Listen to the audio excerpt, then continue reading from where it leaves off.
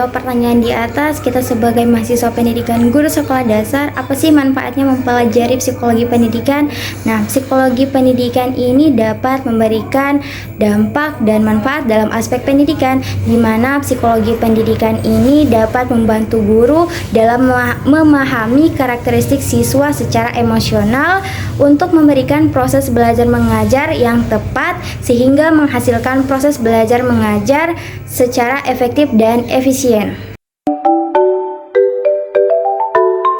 Nah, terdapat beberapa teori belajar. Dalam hal ini saya mengambil teori belajar behavioristik. Menurut teori behavioristik adalah bentuk perubahan tingkah laku sebagai akibat dari adanya interaksi antara stimulus dan respon. Dengan kata lain, belajar merupakan perubahan tingkah laku yang dialami siswa dalam hal kemampuannya untuk menemukan sesuatu yang baru sebagai hasil interaksi antara stimulus dan respon. Nah, dalam hal ini alasan saya mengambil teori behavioristik ini karena teori ini mengemukakan bahwasanya seseorang dianggap telah belajar sesuatu jika seseorang tersebut dapat menunjukkan perubahan tingkah laku. Sebagai contoh, seorang anak yang belum bisa berhitung perkalian, walaupun ia sudah berusaha segiat mungkin dan gurunya sudah mengajarkannya dengan tekun, tetapi seorang siswa tersebut belum dapat mempraktikkan perhitungan perkalian, maka siswa tersebut belum dianggap belajar.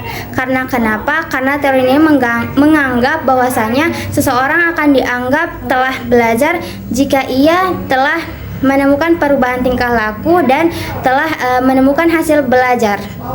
Sementara siswa ini walaupun ia sudah belajar dengan giat, gurunya sudah membelajarkannya perhitungan perkalian, tetapi siswa ini belum bisa mempraktikkan perhitungan perkalian, maka ia belum dianggap belajar karena ia belum menunjukkan perubahan tingkah laku.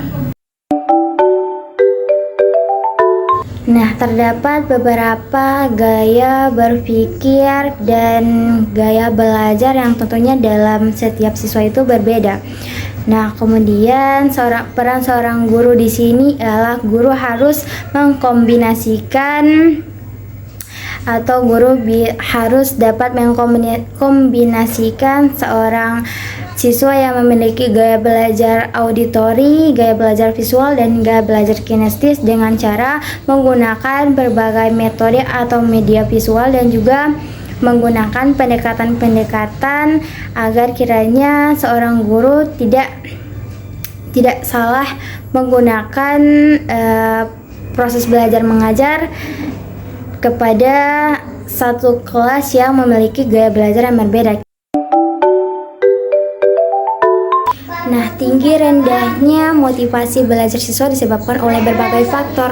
Faktor-faktor diantaranya mempengaruhi motivasi belajar siswa. Yang pertama adalah cita-cita atau aspirasi siswa, kondisi lingkungan siswa. Nah, dalam kondisi lingkungan ini bisa saja keluarga atau orang tua yang kurang memperhatikan siswa dalam proses pembelajaran. Yang kedua, kondisi jasmani dan rohani. Kondisi dalam kali ini kondisi kesehatan siswa. Nah, kemudian unsur-unsur dinamis belajar atau cara-cara siswa dalam belajar dan upaya guru dalam membelajarkan siswa. Nah, terdapat 4 upaya yang sangat perlu diterapkan oleh seorang guru dalam memotivasi siswa dalam belajar. Yang pertama adalah menerapkan prinsip belajar yang benar. Yang kedua, menerapkan unsur-unsur dinamis belajar dan pembelajaran.